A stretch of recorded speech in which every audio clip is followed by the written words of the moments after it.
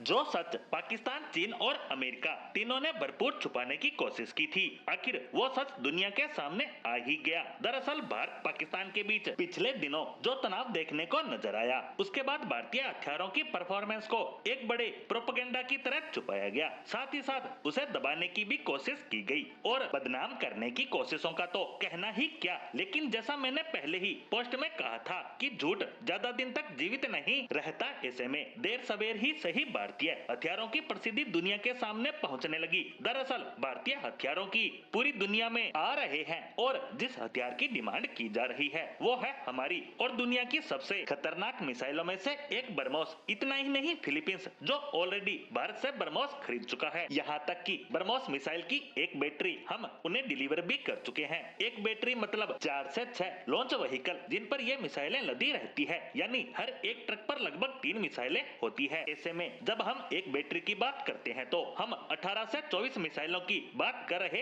होते हैं। इतनी डिलीवरी हम फिलीपींस को कर चुके हैं। साथ ही एक और बैटरी की डिलीवरी अभी बाकी है और फिलीपींस चाहता है कि ये भी उसे जल्द से जल्द डिलीवर कर दे, क्योंकि इसकी डिलीवरी करने के बाद जो दोनों देशों की डील थी वो पूरी हो जाएगी और सौदा कंप्लीट होते ही वे हमें ऑर्डर रिपीट करेंगे। यानी जो देश इसे खरीद चुके हैं वो और मिसाइलें लेना चाहते हैं और बाकी कई देश भी ब्रह्मोस की ताकत को देखकर इसे लेने की इच्छा करते नजर आ रहे हैं। लेकिन सबसे अच्छी बात यहाँ ये है कि ये तो अभी शुरुआत भर है। ब्रह्मोस मिसाइल को लेकर खबरें ज्यादा फैली कि इसने पाकिस्तानी ठिकानों पर स्टिक हमला किया तो इसकी प्रसिद्धि दुनिया में फैली है। लेकिन ऐसी ही अन्य खबरें कुछ दिनों बाद भारत के डिफेंस सिस्टम आकाश को लेकर आएंगी, क्योंकि आकाश सिस्टम तो ब्रह्मोस का भी रिकॉर्ड तोड़ देगा। दरअसल दुनिया में ऐसे देश तो बहुत हैं जिनके पास बड़ी बड़ी मिसाइलें तो है, लेकिन ऐसे देश बहुत कम है जिनके पास भरोसेमंद एयर डिफेंस सिस्टम मौजूद हो, क्योंकि एयर डिफेंस सिस्टम बहुत ज्यादा महंगे होते हैं और हर एक देश इसे खरीद नहीं पाता। खासकर जो मिसाइल डिफेंस सिस्टम एक्यूरेट होता है, यानी कि जितना